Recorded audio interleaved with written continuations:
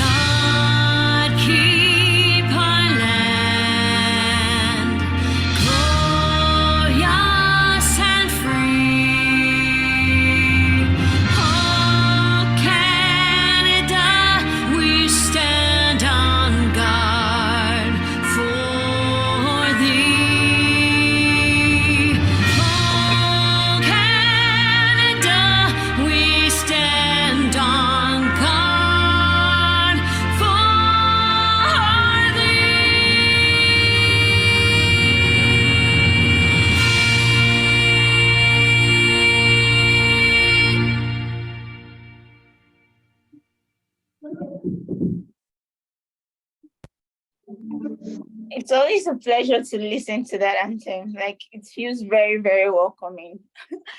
Okay, we're going to be moving on to the land acknowledgement, and it's going to be done by Susie. I really want to speak briefly about who Susie is. Her profile is so encouraging and so enlightening. You know, she has been a grant writer. She's very, very much involved in women empowerment. And for me not to take our time, I'm just going to let her do the land acknowledgement, and then when she's about to speak, I'll tell you more about her. So please, Susie, take it off. Thank you. Miigwech ani bojro jingwak binoshi stishnikaj wapanaki dunjaba mikinak dodamendao. So my traditional name is Pine Child. I'm from the Wabanaki Confederacy and I'm Turtle Clan. So usually when I do a land acknowledgement, I talk about the treaties.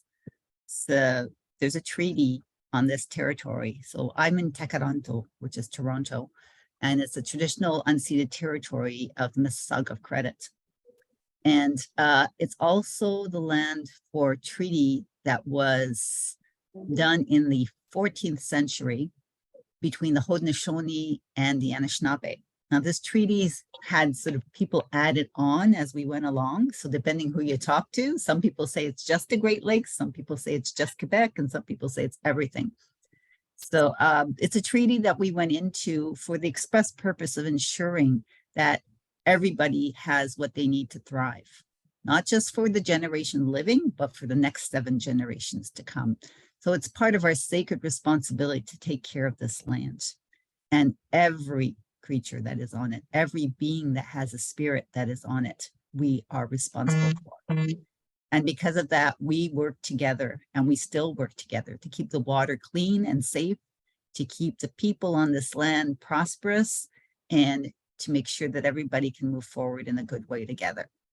So that's my land acknowledgement, acknowledging the past and hoping that that enlightens our future. Miigwech. Thank you so much, Susie. That was very enlightening to hear. We'll just be going on further so we don't take so much time. Our first speaker is going to be Pastor Hannah Boewa. She's the CEO of H&H Family Care Support Service. She's also the senior pastor of God's Dwelling Place, Pentecostal Church Inc. I'm the founder of Grace Academic School. She's a dynamic leader and active volunteer, and she has made a lot of impact in our community. Pastor Hannah, please, can we have you come up to speak? Thank you. Okay, thank you so much, Sheyi. Before Pastor will speak, let me quickly welcome everybody. I think that's okay, Sheyi. Can I go ahead? Yes, that's perfectly fine. Thank Okay, you. thank you, Sheyi. So what are we here to do today? I welcome everybody. I thank all the speakers that are here present.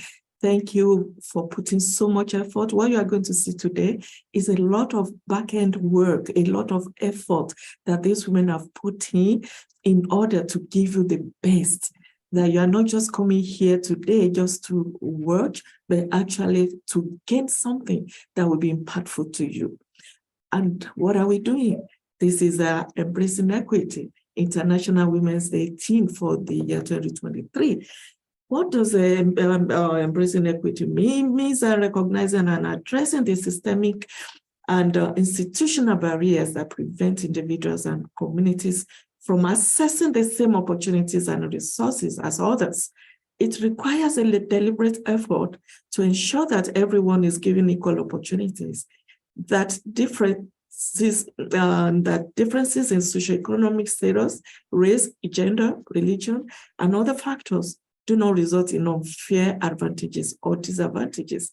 To embrace equity, it is important to identify and acknowledge the disparities and injustices that exist within our society and work towards addressing them. This involves promoting inclusive policies and policies that ensure everyone has access to resources, opportunities, and services. Examples of embracing equity include implementing affirmative action policies to ensure underrepresented groups are given equal opportunities in education and employment, addressing disparities in healthcare by ensuring access to quality healthcare for everyone, and investing in programs and initiatives that promote economic equality and social justice. Embracing equity requires a collective effort and a commitment to creating a more just and equitable society for all. So on this note, I'm going to welcome everybody again for joining and wishing you a very pleasant time together today. You have questions, please use the chat to send your questions, and we're going to have Q&A session, which is questions and answers. All your questions and comments, we'll be happy to have them in order for us to know what to do together to ensure that we are not just talking, but we are acting and we are working together for success. Thank you so very much. Have a wonderful day with us today. Thank you so much, Lady K, for bringing all that in. Thank you so much. Pastor Hannah, can we have you now? Thank you.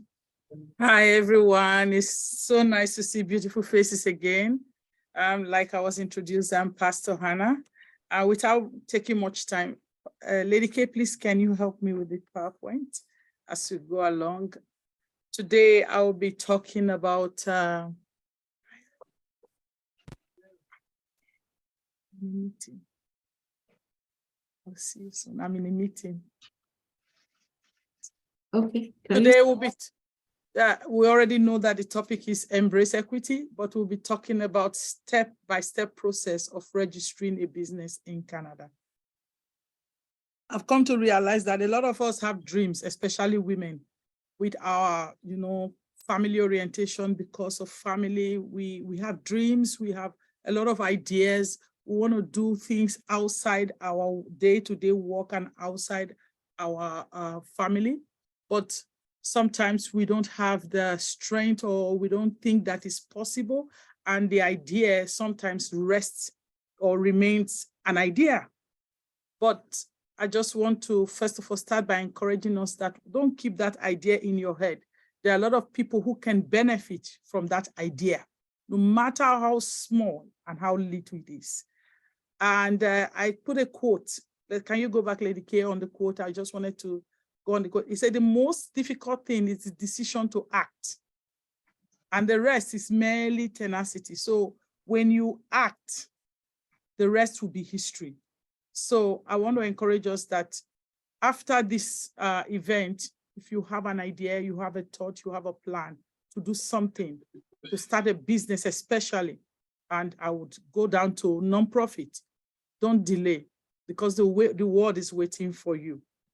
So the next part is the step-by-step.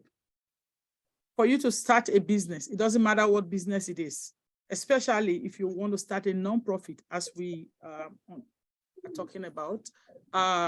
Start with a market search. Check the industry. It doesn't matter if it is for profit or non-profit. You need to look at, just a minute, I need to shut my door because of the noise in the background.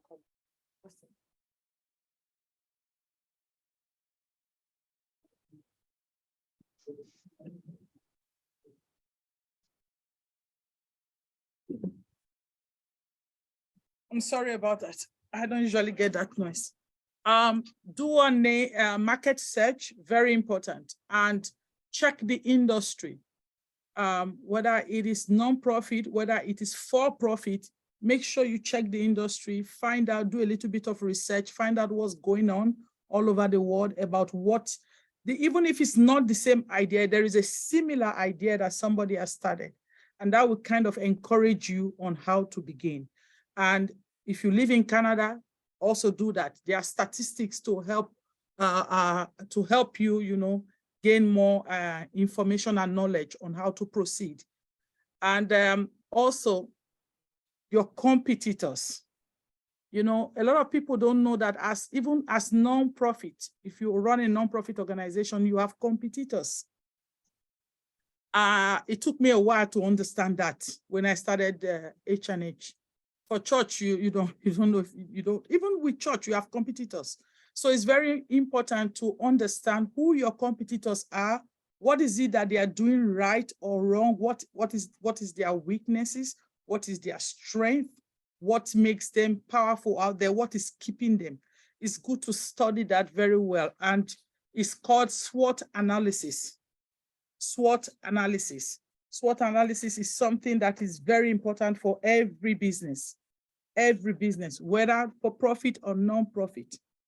It helps you to facilitate a realistic, fact-based, data-driven. You need to know the strengths and the weaknesses of organizations. Initiative within that industry that has been taken is very important.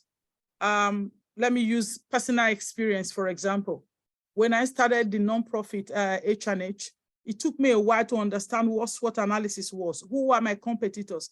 Every day, when I wanted to start, they told me, oh, it's, just start as an agency. They will give you people, government will give you people to do this and do that. But later I discovered that it's not so. And when I went back to do a little bit of research and SWOT analysis, it helped me to, restructure the organization better. So you need to know the strength, you need to know the weaknesses, you need to know the opportunities that you can tap into. Very important. You also need to do a budget, have a rough budget, even if you don't have the money. This idea, what is it going to cost me? What am I looking at? Look at it from there, see how, if it's something that you want to do online, if it's something, even when you talk about nonprofit, you can start with programming, for example, just like we are doing right here, and it doesn't really cost so much, I would say. Start from somewhere. You can start with programming, start with that idea. With nonprofit, you don't need customers, but you need to have that. What you need is your idea. What you need is your, how do they use the word? What is driving you to help your society, to support humanity. You must believe in it enough. So in order for you to do that, create, little ways without costing so much on how you can make it work. Because sometimes we start nonprofit and before you know it, we are not doing it anymore. because there's no money coming in. But don't forget, it's not for profit. It's not for profit. So what you gain from it is that you have helped humanity. You have done something to support another human being to be better. So you have to, it comes with a lot of cost and it comes with a lot of budget. So look into that before you even start. Then also you look at the business name. Do a name search, a online name search. You can go to Google, do online the name that you want people to, recognize you for, recognize your business for. Go to Google search, do a name and see if other organizations, somebody else is not bearing that name in Canada already. Because if somebody else is bearing that name, in the process of you registering that name, it might not work. So that is very important. And also have an email ready before you go begin to register. Now let's go to the next slide, please. Registration slide. So let's go to the business plan. Yes, because people jump from, we always jump steps. It's very important to have a business plan. A business plan gives you a roadmap of where you are going. That is if you are doing for profit. But for a non-profit, you need to have strategic plan. It can be 3 years strategic plan. It can be 5 years strategic plan. What do you want to do? It's just a roadmap, step by step, on how to achieve that business so that you are not stuck and you are not confused. Somebody cannot say, oh, come and do this, is this, then you are jumping this way. No, when you have your business plan or your strategic plan, it helps you to plan within, it helps you to focus on how to move from one stage to another. So a business plan or a strategic plan is very important before you even register your business. Next slide, please. This is very important. As a pastor, I would say, have faith in God and believe in yourself. Proverbs 3:5-6 says, commit your ways unto the Lord. Do not lean on your own understanding. In all your ways, acknowledge him and he will direct your path. The most important thing in life is to believe in yourself. After having faith, because fear is the major thing that makes a lot of us not want to take our business from our head to actualization. We are always afraid. Don't be afraid to take that bold step. Don't be afraid to talk to people. Don't be afraid just to dream and to bring it out, bring life out of it. Before I started my business, you would think I already have a space. No, I was always talking about the business. I was always sharing. People were giving me ideas. So talk about your business. Talk about it. While you are sharing, while you are talking, that faith, that belief, you will see light, you will see encouragement. But when you keep it within yourself, it might never, ever come to pass. So have faith in God and have faith in yourself. Believe that as a woman, it doesn't matter, maybe you have children, you have small children, you can achieve anything that you want to achieve in this life. But take that time to invest in whatever you want to do. Take slow steps. You will see yourself being impactful in this generation and in this time. Next slide, please.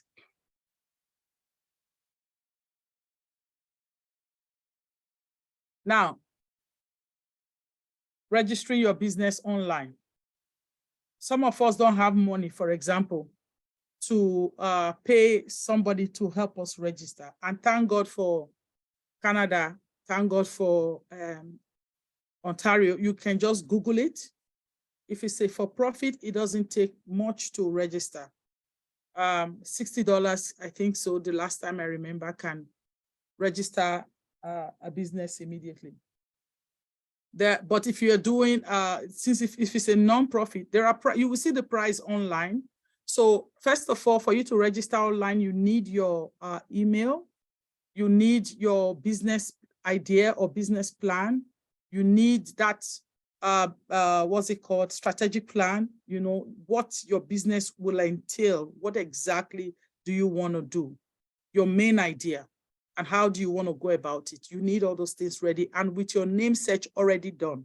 So you go to the business page, business portal and register your business. It's easy for you to, it's easy to register any business. And there are different kind of businesses you can register. You can go into sole proprietorship. You can do corporations. You can register, what is it, or partnership, you know. But for the sake of this meeting, we are talking about corporation. And corporations have various types. And we are talking about non-profit. So you can also, it's the same process. Somebody just wrote it there, says 150. So you can register for 150, but you can also, if you know that it's not something you are very comfortable in doing, there are various organizations that can also support you in registering your business in Canada. Reach out to them. They can also support you to do that. Last but not the least, I hope I didn't take so much time, Lady K. Please, next slide. Thank you, everybody. I think that's about it in terms of registering. But just before I sign off, before somebody says, please also look at partnership. Yes, if you want to do partnership, it's okay. You can register also partnership online, but be very sure, because partnership runs as sole proprietorship. The only difference is that two people are coming together. And the liability is a little bit higher. So proprietorship has more liability, partnership also, but there are different kinds of partnership. So corporation, the good thing about corporation is that you are not liable. And for non-profit, let me go a little bit about non-profit. Non-profit, if it's a non-profit, because there's a difference between non-for-profit and charity. So now, if you are registering as a not-for-profit, you will need at least five people to register a non-for-profit. You will need, for example, it could be a treasurer, it could be members of the board. So you would need 5 people that would put their names down to support. Yes, they are looking for objectives that would work together. Nevertheless, you will also need members of the board. They are quite different from your directors. So you still need board members that will sit and discuss on how you will take that organization to the next level. So the first thing, in order to register a not-for-profit, you need at least 5 people. I think minimum 3 people. You can get up to 5 people. Do I have any questions, Lady K?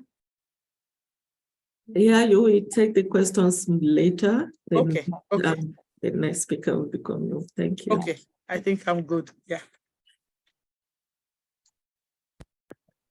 Thank you so much, Pastor Hannah. It was a very impactful section. I feel so pumped, like I should just go ahead and register my business right away.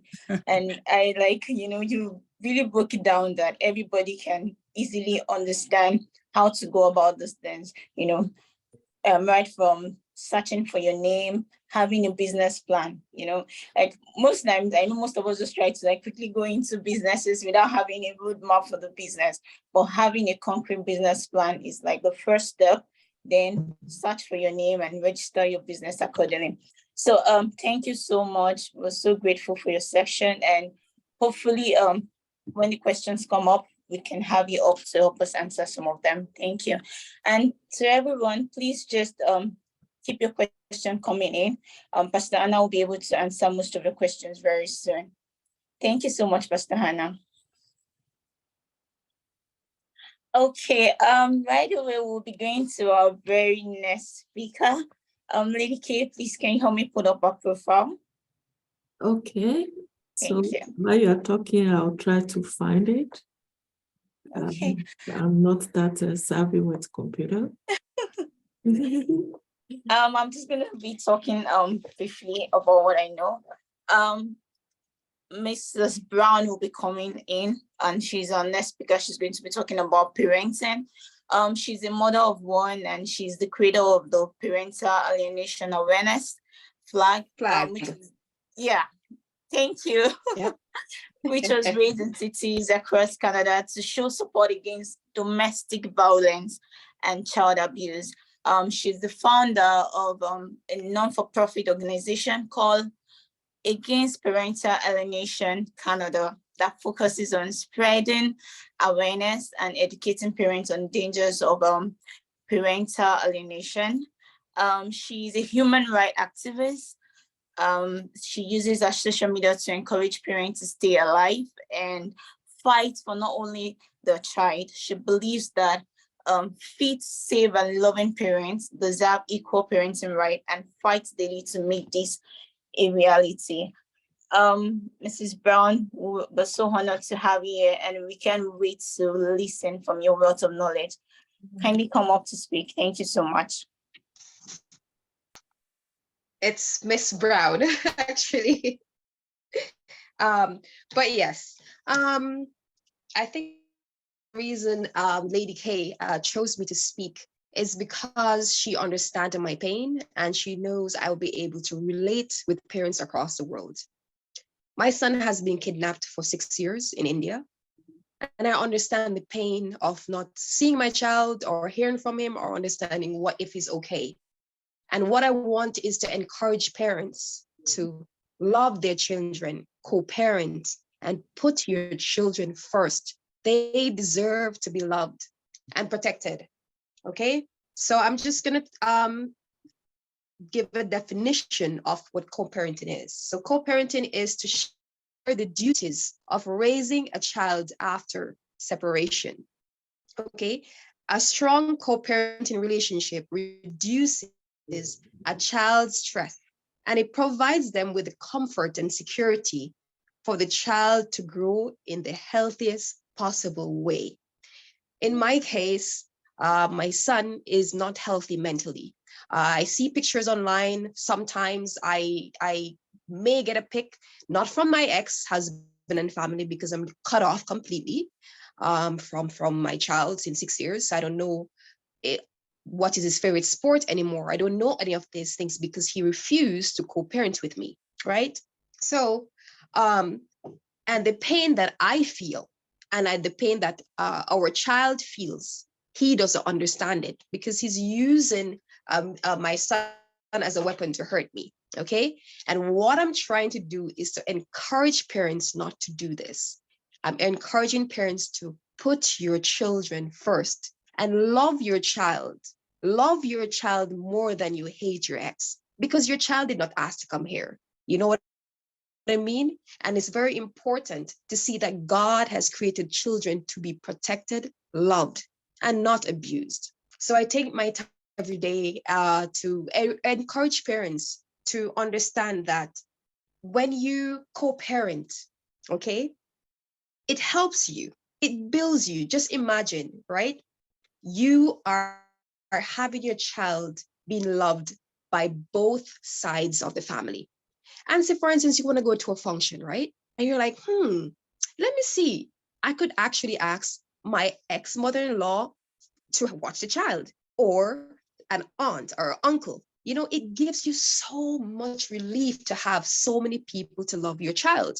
And it's within us to pull back ourselves and say, hey, even though I do not like my ex, if his family, him or her, if their family is safe, fit, and loving, the child deserves to be loved by both sides.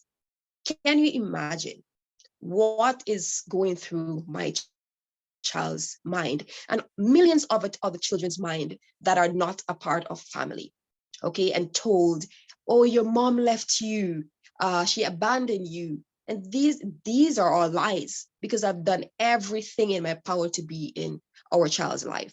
And I use the word our because our is very important, because I did not create our son alone, and I'm trying to practice too. And this is a practice that we all around the world should use, the word our, not my, because the word my shows possession and my child. But when you use the word our, It shows that you're trying to co-parent, okay? It takes unity. I could not have the child alone. And this is why I keep promoting human rights, for people to fight for human rights, not just gender rights. Because when you fight for human rights, you're fighting for mothers, you're fighting for fathers, and you're fighting for children. And that is what I'm promoting. Love is always the answer. And God have always spoke about that love covers a multitude of things. And without love, the world would be at war. Because when we learn to love each other, despite whatever we've been through, and we show love to our children, what does our children do? They go to school and they show love to the children. But when children live in an abusive home, right? And many times a breakup may happen, maybe because of I would say somebody cheated on somebody or somebody did something, right? If you separate, all I'm asking is for you to think about the child. If every parent decide to put their children first, I promise you, this world will be at peace and children, we will have less crime. Because when children are separated and they don't have a mom or a father or a family to guide them and uphold them, because it takes a village to raise a child, okay? And when you have love from both sides of the family, your child is going to flourish, and you yourself will flourish too, because what happened? You're not going to have hateful thoughts in your mind, and you flourish when you have love in your heart. So I'm going to speak on why we need to push for equal parenting rights and why we should co-parent. It's because it's for ourselves and our child, right? When children feel that they have to choose between a parent, okay, it's very wrong. The child should feel safe to love both parents and should not feel that, oh, if I show love to my mom, my dad will hurt me, or those things should not come into play. When we co-parent, you can elevate in life, because now you can go to the gym and work on yourself, right? You can however, whatever thing you want to do in life is going to be better for you because you're co-parenting. Co-parenting involves God. This is God loves unity and God loves peace. And this is what I'm trying to encourage parents to do. Now, I understand, say for instance, a parent, you were abused by your ex, right? And you must be like, Chef Vanessa, how could you tell me to co-parent with somebody who tried to kill me, with someone who raped me or abused me? How can I co-parent with a person like that? You cannot. You cannot co-parent with, you do parallel parenting, which means despite the past, you will not get your child involved. As long as the father or mother is fit, safe, and loving towards the child, that parent deserves to be in the child's life, despite the rift, the conflict between both parents. Because at the end of the day, if the child is loved, let the child be loved by the mom or the dad. We should not tear and say, hey, your mom did this, your dad cheated on me, your mom cheated on me. You should not put that on the child. The child doesn't deserve to know this. That's a child. Do you understand what I mean? I want to put this in people's mind. Please do not bring adult conversation to your children. They are not able to handle this. And as I said, yes, you cannot co-parent with a person who's trying to harm you. Like my ex, there's no way I can co-parent with him because he wants me dead, right? However, he doesn't know that he's mentally abusing our son when he keeps him from me. What he's thinking is, oh, my ex-wife left me, so let me punish her and keep him away. He thinks he's protecting him and keeping him from me. I don't know what he's thinking, but all he's doing is wrong towards our child. What I want is to educate him and other parents who are doing this, that they are mentally abusing the child. Your child deserves to come first. They should be loved by both sides of their family. As long as they're not abusive, as long as the child is safe, let the child have love from both sides of the family. And what I was saying, as I was saying with if you're not safe, so it's called parallel. If you don't want to see the parents, if you don't want to see their side of the family, I understand. You have that right to stay away from them, but you should be able to find ways that the child can be involved in their family's lives. We should stop this. I encourage everyone. You don't have to be Christian to co-parent. You don't have to be from a Christian background. You just have to have love in your heart for your child and for yourself. Because the moment you love yourself and your child, you will never hurt anyone. And this is why I say that the answer is simple. Love. Love is the answer. I know it's hard to say, how can you love your ex after this? It's hard too. But when we try to love, and when we try to love each other, our child will grow up and they will have a childhood that they do not have to heal from. So if anyone have any questions for me, I won't be able to see it. I think Lady K will be able to help me with those questions. But No. Hi, Lady K.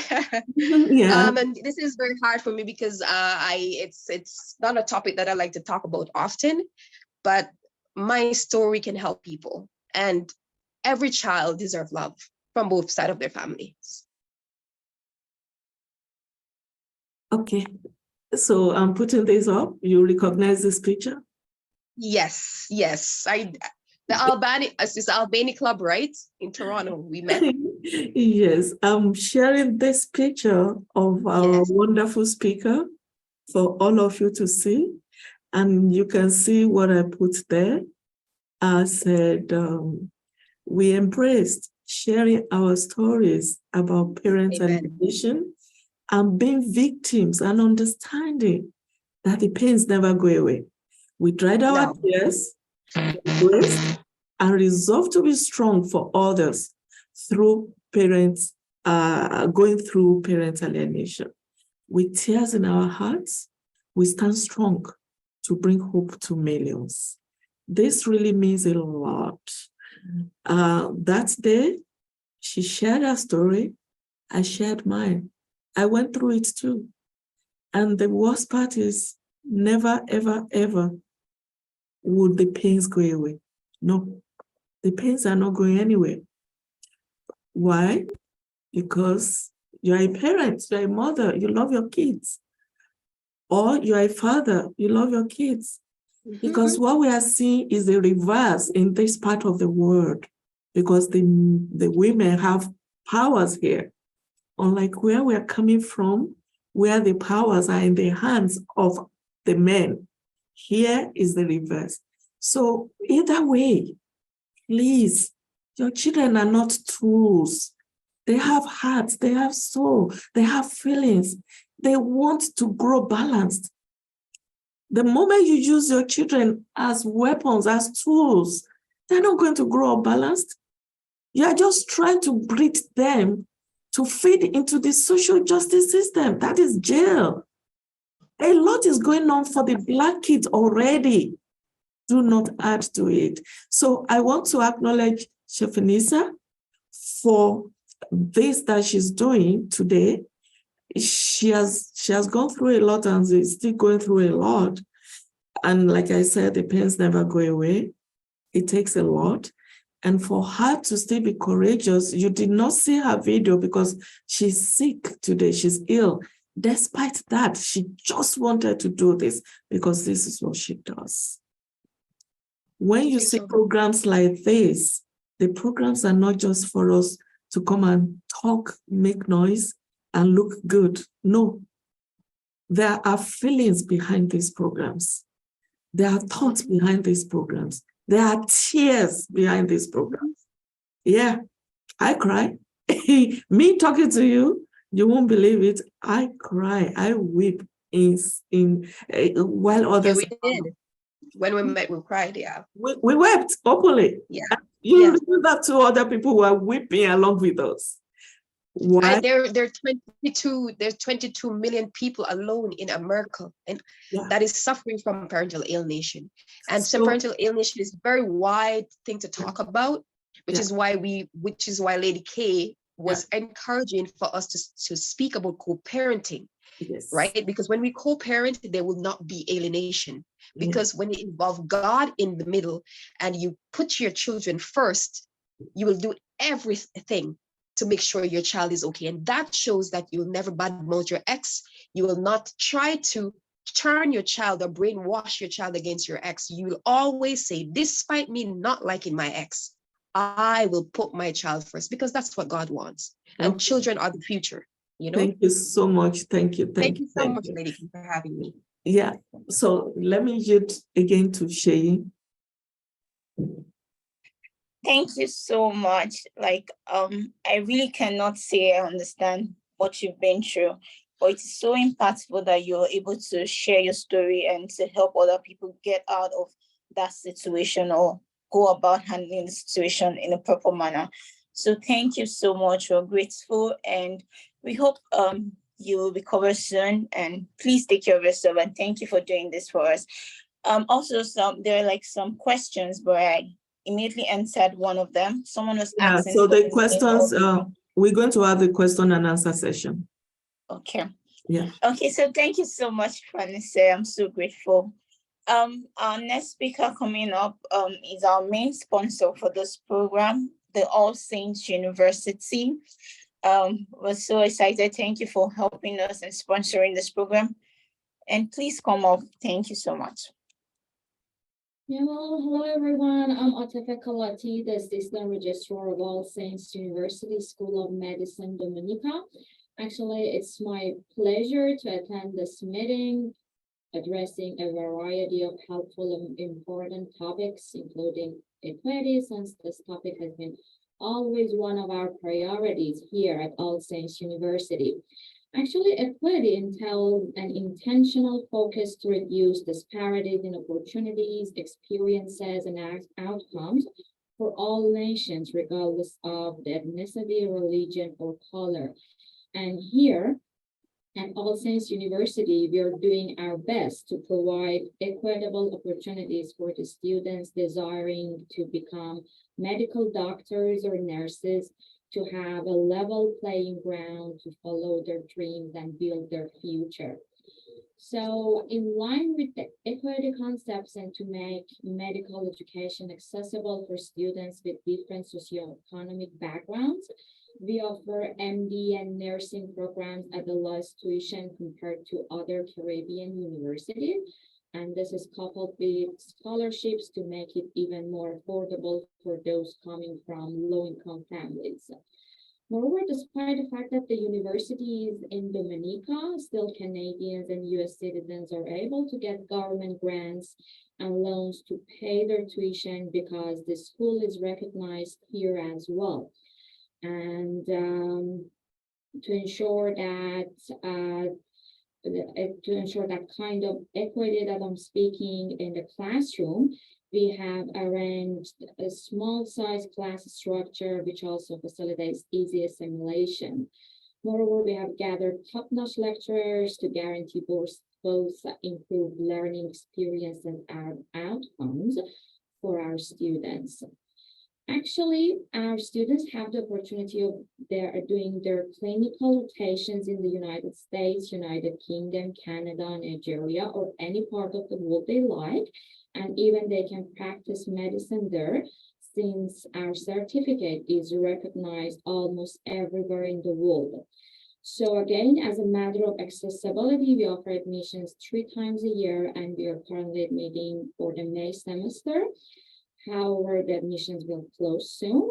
So anyone who is cherishing for studying medicine in a secure and friendly environment is highly welcome here. So thank you, everyone. I just wanted to make a brief introduction to our school, and thank you for this fruitful and helpful presentations.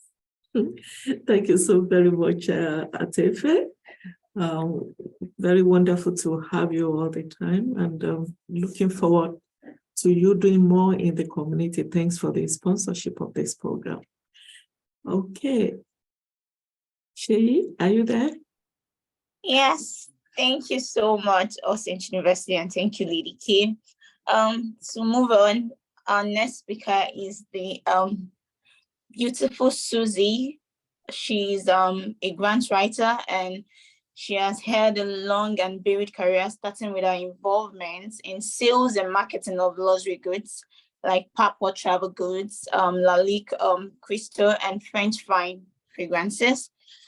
Susie was always fascinated with people and what makes them tick, so she went back to school to study psychology and indigenous studies. It didn't take long before she realized that the indigenous children around her new community in Barre needed an advocate and cultural programs. Susie's involvement with friendship centers and indigenous community organizations started a proposal writing career. And that was 20 years ago. Wow.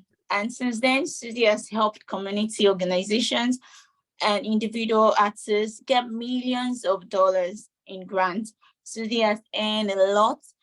She has learned a lot about grants and grantors over the years, and she's always willing to lend a hand to organizations who are struggling and want to increase their programs for the community. It's all about kids for her and the future of this kids, she says. The more positive experience, the less the negative experience can impact their lives. Adverse childhood experience can harm you for life, but positive childhood experience can give you the resilience needed to get through the tough time. Like when I read Susie's profile, I was like, wow, so much passion for children, so much passion for people improving. I'm so glad that Susie is here today to talk to us about grant writing and how to secure a grant. So thank you so much, Susie, for coming up. Tiny, please come up. Thank you so much. Miigwech. I'm just going to share my slideshow with you guys.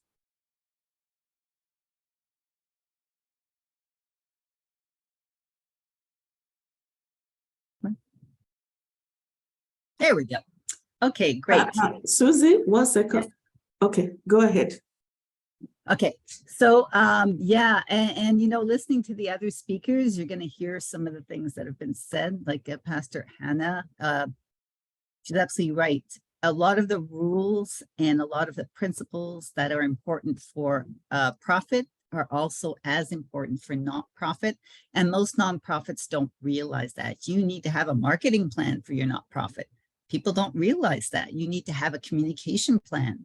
People don't realize that. Just because it's a really good cause doesn't mean you're going to be able to get in there and make things happen right away. So I'm going to, after, you know, been in business for 40 years, yes, I'm that old, and being in the not-profit sector for 20 years, I've learned a lot of hard lessons. So what we're going to do is give you the benefit of all the years I struggled so that you don't need to do the same thing. So you want to get a grant. Here we go. Resistance, activism, and decolonization. Those are terms that we've been hearing a lot lately. What does it look like? We have protests. We have sit-ins. We have education. We have meal plans, sharing things together. But you know what the strongest factor is in resistance, activism, and decolonization? Women in business.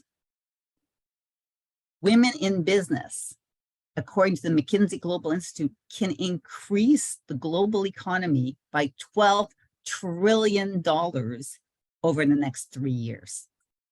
That is a lot of Junya. That's Ojibwe for money. Female founded and co-founded startups tend to perform better than those that have all male boards. Women score higher on the key skills for leadership,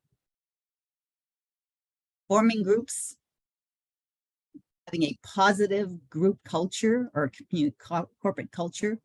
They're more innovative and they're better problem solvers. Why? Because guess what? When you're a parent and you're a mom, it's what you do.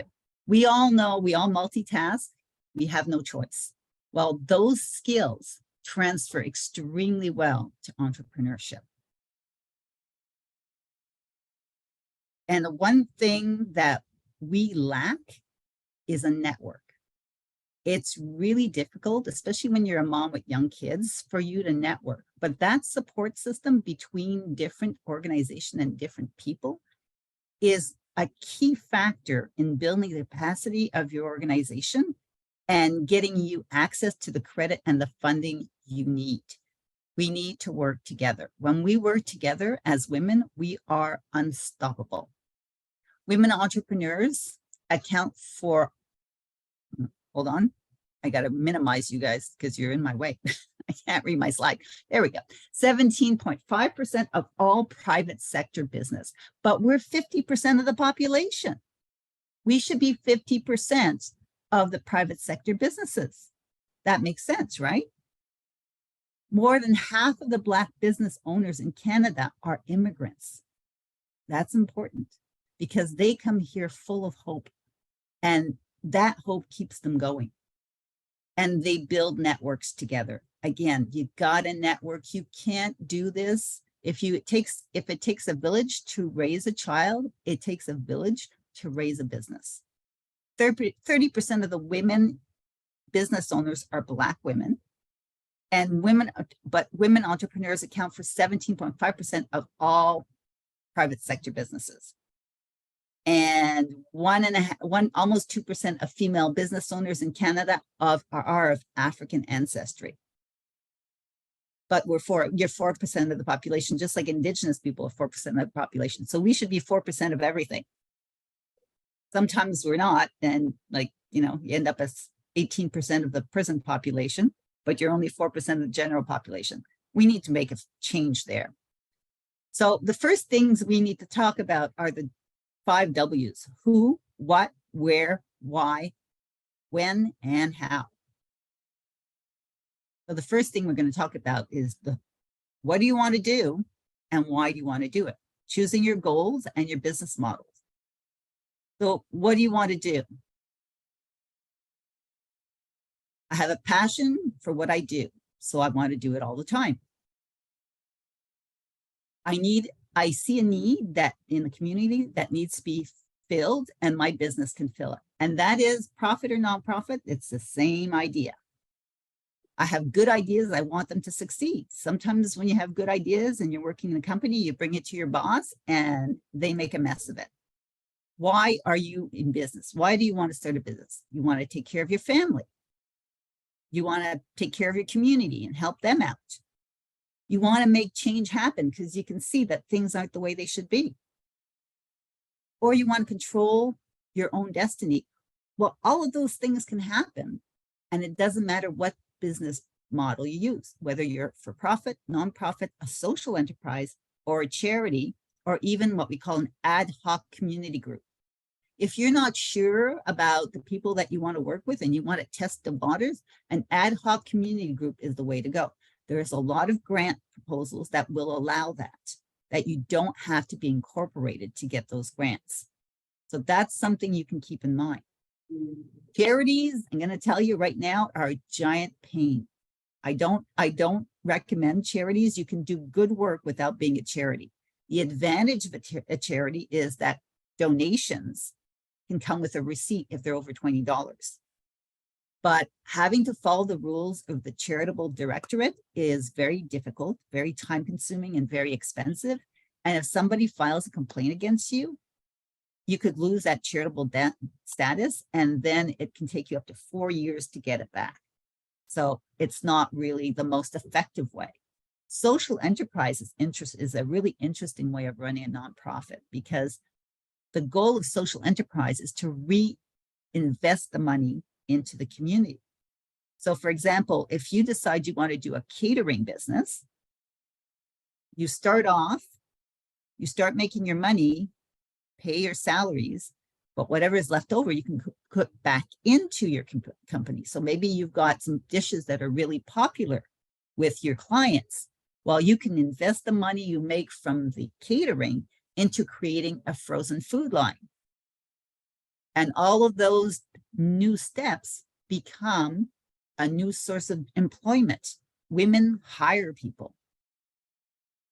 So where do you go to get the support to do this and to get the money? If you're going for a profit business, the government has all sorts of programs and grants and low interest loans that you can get to cover your startup costs, to assist you with hiring and training staff, to pay for your marketing and your advertising, to help you with the needed tools, supplies, and equipment. And that includes having a mentor who has experience in business, who can walk with you and help you avoid the traps. You can get a capital grant to pay for needed renovations on a place that you're leasing. You can get money for R&D, you can get money for import and export, and you can get money to make sure you have cash flow secured. Cash flow is king. It's more important than being profitable. If you're a not-for-profit or a charitable or a not-profit ad hoc group, then it gets really complicated because the sources of funding are varied and many depending on what you want to do and who you want to do it with. You can imagine, you see all this, how do you make sense out of it? How do you figure out who to go to? First thing you need to do, and I'm telling you, this is after 20 years of experience, the first thing you should do is figure out what you want to do. A lot of people will look at grant, they'll go to all those websites I showed you, they'll look at a grant and they'll try to create a grant on the spot that meets all of the requirements that that funder is asking. I'm telling you right now, I'm going to save you a lot of heartache, a lot of tears, and a lot of work. Don't go there, because these people have grant officers and that's all they do is analyze grants, and they can spot the ones that have been written just for that particular opportunity that are not well thought out. And you never have enough time between the time that they start the grant and the deadline to be able to really put together a good grant proposal. So we're going to do it backwards. The first thing you're going to do is you're going to figure out what your project is. What is the need that you want to fill? Who is going to benefit directly from your program? Is someone else doing the same thing? You heard Pastor Hannah tell you the same thing. You need to look if there's other people doing what you want to do. It's not just competition in the sense, the strictest sense of it, but funders do not like to pay for repetition. So you have to make your program different than the other people that are working in the same area. Does your organization have the capacity to do this project successfully? When you're asked to do an application, they have a whole section that is nothing else but capacity of the organization. Have you ever had a budget this big? Have you ever gotten funding from anyone else? How many employees do you have? How many volunteers do you have? Where is your community? Do you have a location set up where you can do all this work? And then the last thing you need to think about is, are there other organizations that you can partner with and put in a joint application? That helps for a lot of things because there are some specific corporate and financial documents that the funders will require, and you might not have it as a startup. But if you can partner with somebody who has that information, who's already been in business for several years, then you will get the grant as well. So then the next round of grant applications, you can apply on your own because you will have worked for somebody else and you have a track record. Look for your grants second. So which funder works in the area that you work in? Are you in arts? Are you in health? Are you in business? Are you in justice? Which of the areas of granting are you most compatible with? What is the granting stream that is best for your project? Most funders will have a whole bunch of different applications. I'll show you that later, where you can go in and apply for different things. So you can apply for a women's program. You can apply for a specific age group. Are you going to work with youth? Are you going to work with seniors? Are you going to work with everybody? These are all questions you need to know before you can start writing your grant. Do you need more than one grant to cover all your costs? There are rules. Each grantor is different. Some of them will not pay for food while others do.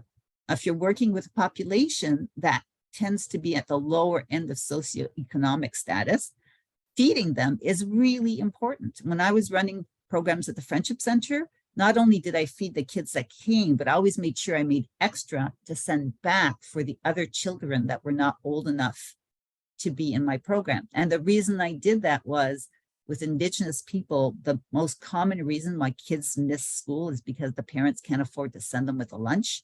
And they're afraid that if the teachers notice, they're going to call child welfare and the children will be taken away.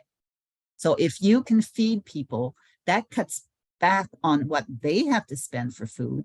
And it really, really makes a big difference. So it's important to make sure that the funding you get covers everything you need. Do you need transportation? Does this grant cover that? So you may need 2 or 3 different grants to pay for an entire program because you have to pay for all the different aspects. Oops, sorry, I missed that one.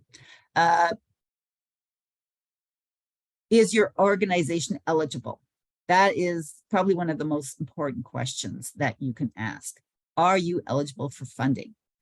Every grant is different. Every grant will tell you what applicants they'll accept. So it could be not-for-profit Canadian organizations, for-profit Canadian organizations, Indigenous governments and agencies, provinces, territories, municipal research organizations. There's all sorts of different categories. You need to figure out which one you fit in and whether or not you fit in the grant that you want to apply for. You also have to find out if your project and the activities you want to do are eligible for funding. And that's a tricky one because they will reject your project if you put in activities that are not covered by the grant. And a lot of grants are project-based, so you can only do one project at a time. Keep it simple, don't get fancy.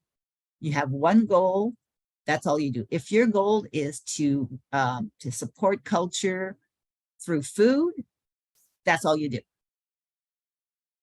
When you send a proposal, you ask for that. If you want to add to it and say, okay, I want to add music, traditional music, or I want to add traditional art, then you can get a separate grant to pay for that part of it. And then the grantor will ask you if you have other money granting the project, and you say, yes, I've applied here, here, and here. It makes them feel much more secure about giving you money. Step 3, research the funders. Has anyone else done a project like yours? What results did they get? That information is available on the funder's website because they have to say who they gave money to. Research other projects the funders given grants to and see if your grant, what you want to do, fits in with what they've funded in the past. Attend orientation and information sessions for the grant. I cannot stress enough how important that is. That will cut out a lot of heartache because they will go through their grant application guide step by step, and you can ask questions. And they will also tell you to call their grant officers because they know the rules better than anyone else. So you can talk to them about what you want to do, and then they'll tell you whether or not it makes sense, or they will tell you how to fix it so that it works with their grant. Then you look for your grants. Can you document the need? Can you, how many people in your area could need this program? Find information about the demographic group you will work with. That you can get that at Stats Canada, news articles, scientific research. This is especially important if you're doing any kind of social programs. Is there a scientific research that supports your idea? This is called evidence-based programs. And most of the programs for nonprofits are now evidence-based. What does the research say about the people that you want to help? What does the research say about what has worked and what hasn't worked? Very important. So after having done all of that stuff, you're almost ready do your grant. We still have one more step. You have to get to know the funder because they're all different. Read their application guide. Make sure that you know the deadline for your submission, because if you're late, they won't even look at it, no matter how good it is. Read the applications and answer them thoroughly. Sometimes one question will have 3 or 4 things in it.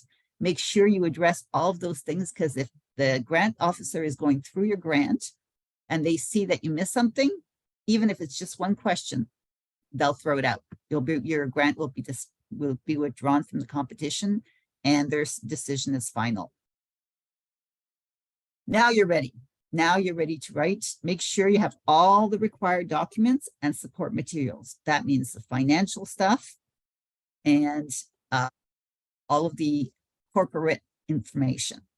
Check the scoring rubric for your grants, because everything's on the point system and you want to know what's important. Make sure that you hit all of those things.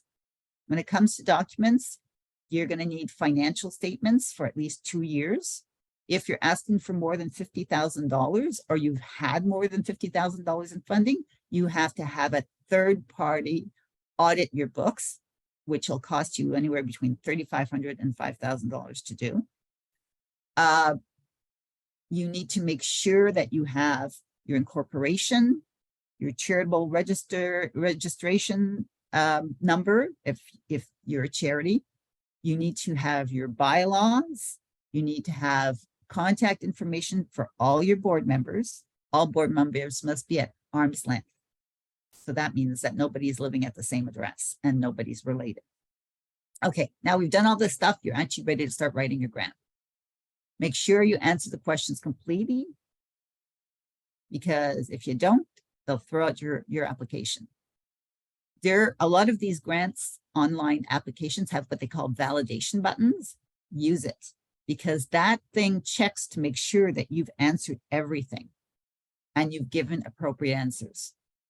So by hitting the validation button, you keep yourself from sending an application out before it's ready. Because once it's out, and if you want to withdraw it, you have to start the application all over again.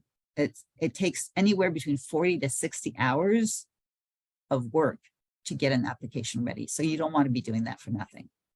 Comply with all their direction. If it says 120 words, don't go over. I have had, when I first started, I didn't realize how important this was.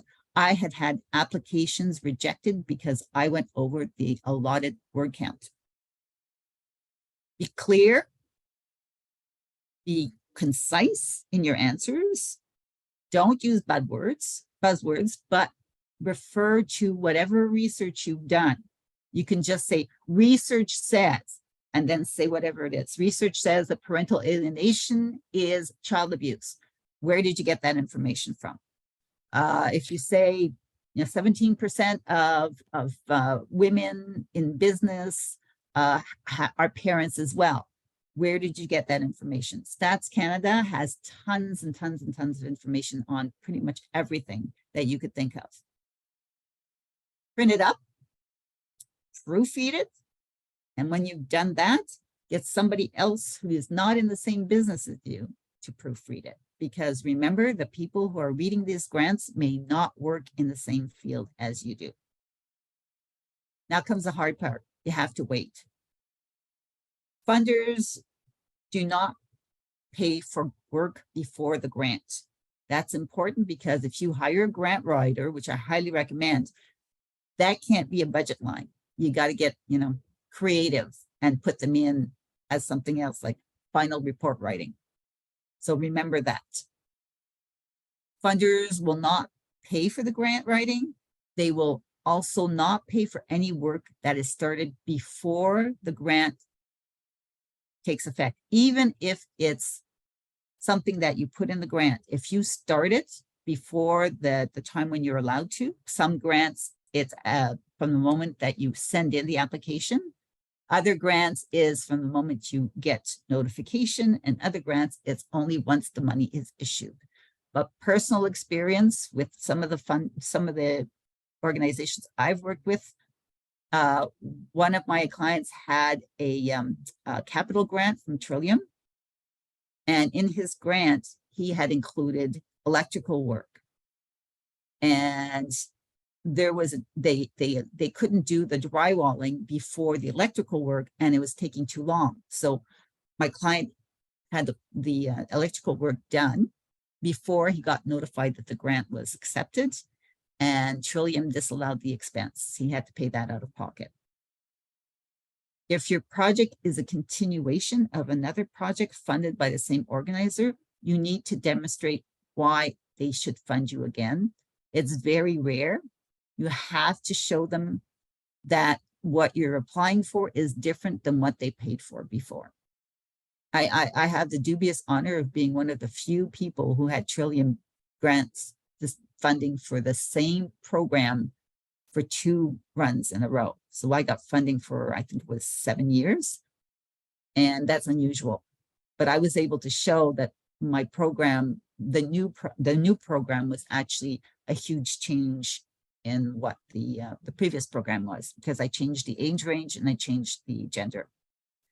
The project funding only allows you for 10 to 15% in administration fees. And that's a lot of grants. If you've got $34,000 a year in rent, you need to have at least $300,000 a year in grants to be able to afford that if you're a nonprofit and you're doing grants for projects. No 2 grants are the same. It is not easy. There's a lot more to this than just filling out forms. All the funders have different rules and they have different expectations of what they get as grant proposals.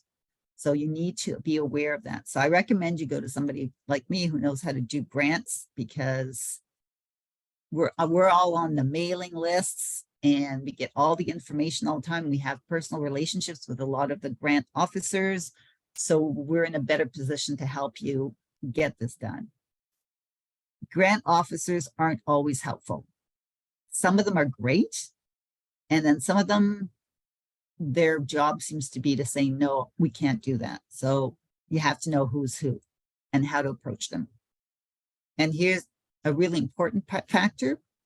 No news is usually good news. Grant providers will notify the people who are rejected first. There are several sections that you have to do, 4 stages. The first stage is you go through the grant writer or the proposal, the grant officer, and the grant officer will go through your application and make sure you made no mistakes, you have no documents missing. Some of them will come back to you and say, oh, you missed, this is wrong, can you fix it? But the vast majority will just pull it out of the pile and you're done. And they'll send you a letter saying, thanks for doing the proposal. We appreciate how much work it is, but you've been withdrawn from the competition. The next step is going to the jury, and those people go through it and they classify everybody to see who has the strongest proposal, who has the weakest proposal, and they eliminate a whole bunch of people during that one step. So that step, you'll get a letter if you're rejected again. Then the third step is those people who have been recommended for funding are then sent to the person who puts out the money, and that person goes through the pile, the best proposals to the least good proposals, and they just keep issuing grants until they run out of money. So you can be recommended for funding and not get it because they ran out of money before they got to you. That's why it's so important to have as strong a proposal as you can. And then the final step is they send you a contract, which you sign, and then they send you the money. Very important, this contract is a binding contract. You can make some minor changes to your grant or to your program without getting into trouble. It's usually 10 to 15% of the value of the grant. Anything above that, you have to have a prior written permission from the grantor to you saying, yeah, it's okay for you to make that change. And some grants will actually hold back 10% of the money until you give them the final report. And the final report is as important as the proposal itself. And the time between when you put in your grant and you get notified is very different from one funder to the other. If you're dealing with Toronto, the city of Toronto, it's 2 months. If you're dealing with anything provincial, it's 4 months. If you're doing with anything federal, it's 6 months. So grants are a long game strategy. They're not a plan for, if you're in trouble, don't be looking at grants to save you, because that's not going to happen. They're not fast enough. So it's important to plan your cash flow based on the deadlines for different types of grants. There you go. So work together. Most important, support each other, achieve great things. So thanks. That's it for me. Did I put anybody to sleep? Oh, there we go. For sure, no one could sleep. No one could sleep. I was getting messages as this was going on. Oh, good. Tons of messages. How do we have access to the recording? Can you send the recording for Susie? Yes. So Yeah, we can send the slides too. That's always a Sure. possibility. Sure. So I've put out the message out there. My phone number is 437-922-9185. I put Okay. it out, I will put it out again. Great. 437-922-9185. Oh, you want my contact? Yeah, hang on. So you send me the message, I'll give you Susie's contact details. Perfect. Yeah, we're actually coming up with more programs and training. The first training is coming up April 17th. I think it's on a Monday. For the details, you get the details when you send me the personal message, and the details, everything, send me personal message. Okay, 437-922-9185 again. So Sheyi, you want to round up? Just 2 more minutes and we're done with this program. Thank you so much, Susie. Like, I was literally writing. There was so much. It was so detailed and so like it was so I was able to understand everything. I kept on writing, and I would really love to learn more. And I know there are a lot of people that would love to learn more. As Lady K said, please try to reach out to the number to get more details about this. Thank you so much. I wasn't doubtful of the knowledge you had. When I read your profile, I was like, wow, who is this person? You know, the passion that is encompassed in your profile, and you were able to show more of that because you were so knowledgeable on this. Thank you so much. Also, thank you everyone for attending our program today. Thank you so much. I really hope we've been able to get so much information from this session because there was so much to learn. Our speakers have done an extraordinary job in making sure that we have an understanding of the different topic that they've been able to present to us today. So I really hope that this is not a waste of your time. You were able to get value because I got value. So thank you so much, everyone. And thank you to Lady K for putting this all together. We're so grateful. And I absolutely enjoyed this session. I want to say the same for everyone that attended because it was very impactful. Thank you so much. Lady K, please. Okay, thank you so very much. If there's anyone that has a comment or two to give now, you can raise up your hand. You can just 2 people to have comment. Meanwhile, my phone number again is 437-922-9185. I put it out there early. Sheyi, you can put the number there again.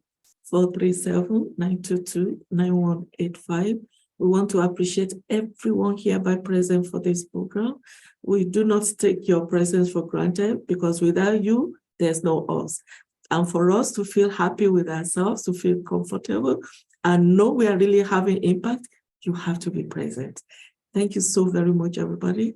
We're going to have more of these programs, especially we're having so many people who want to have their personal businesses, how to start your businesses, how to register. Then after registration, especially non-for-profit, please, you want to go into non-for-profit. It is not a business you go into because you want to go make money, collect money from government and spend the money. No, that is not it. You want to run a program, you want to run projects for the community, for the people, children, elders, youth, whatever. There are fundings available. And these fundings, what will they do for you? They will help you to actually actualize your dreams. You must have a dream. You must really be passionate, be ready to help people. This is not for you to collect money from government and then you go and find something else to do with the money. No, that is not what it is all about. It is for you to have impact, to touch people's lives. And the more people's lives you touch, the better for everybody. So on this note, I'm going to thank you once again. I thank all the speakers. Thank you so very much for everything you have put into this. And I want to thank Sheye, our beautiful moderator. She has done a fantastic job. We are looking forward to more of this from her and to our other volunteers. I have two of our volunteers here, Young Gold. She has a business where she sells furniture. Young Gold, you can actually Google her. Omoyeni, she's a volunteer with Global Women. We have Awawu. She's a volunteer over the years. You're going to be seeing more of her of recent because she's coming up. The Agbajawa program is coming up live again, and she is the anchor of that program. I want to thank Atefe. Atefe, thank you so much. The sponsor, All Saints University. Do not forget, you want your children to go to university to study medicine, nursing, talk to me. All Saints University is the best place to go. Okay, Lady Abeni, I'm actually surprised to see you, Auntie. Thank you so much for being with us today.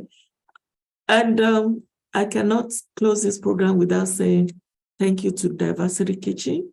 You're going to be hearing more of him as we go along in our programs. Diversity Kitchen, Life Touch Church, Pastor Wumi, you're going to be seeing more and more of them. Obosa,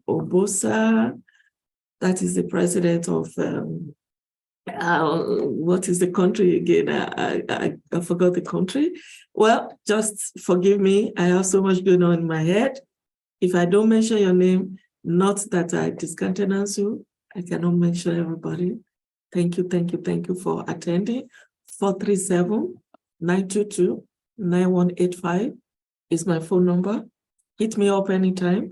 For the recording for today that you are basically requesting for, you're going to get it after it's been edited in about 1 week time. And if you want to volunteer with Global Women Ambassadors, you are welcome. You have ideas, you have topics you want us to deal with, we are at your service. Thank you, everybody. Have a very, very wonderful day. At this moment, you can now mute yourself and say bye-bye to everybody. Mapiminois. Yeah, so you can wave your hand. You will take a picture. Bye, guys. We want to thank the men that are here too. Yeah, Without I know some deep voices in there. Thank you. Hello, thank you. Bye, guys. Bye, thank you. Bye, everybody. Faith, Bye. they're wonderful. Thank you so much, Faith. Thanks, Thank everybody. you. Kafayat We and appreciate. Alayinka. Chef Anissa, you are awesome. Despite being sick, and you still made it. Thank you so much. You're welcome. Yeah, Buki Ojo. I didn't see you before. Thank you. I asked on the chat if there is a free listing somewhere. Did you see the chat? There's governments, there are governments websites that will list a whole bunch of different grants from governments. But most of the people that sort of publicize that they've got a list for grants charge you for it. So best the thing government is to one go is on free. your You know, these questions are more questions you can actually, we are actually putting up the class, the training on the 17th of April. So, You should come. because it's difficult for you to get everything now. It's just difficult. So I could take 3 days. yeah. No problem. So be on the lookout. We'll be there to guide you through. And you want us to find grant for you and write the grant for you? Hit us up for 437-922-9185. Bye. I like that. Auntie Kenny. Everybody. It's worth it. Believe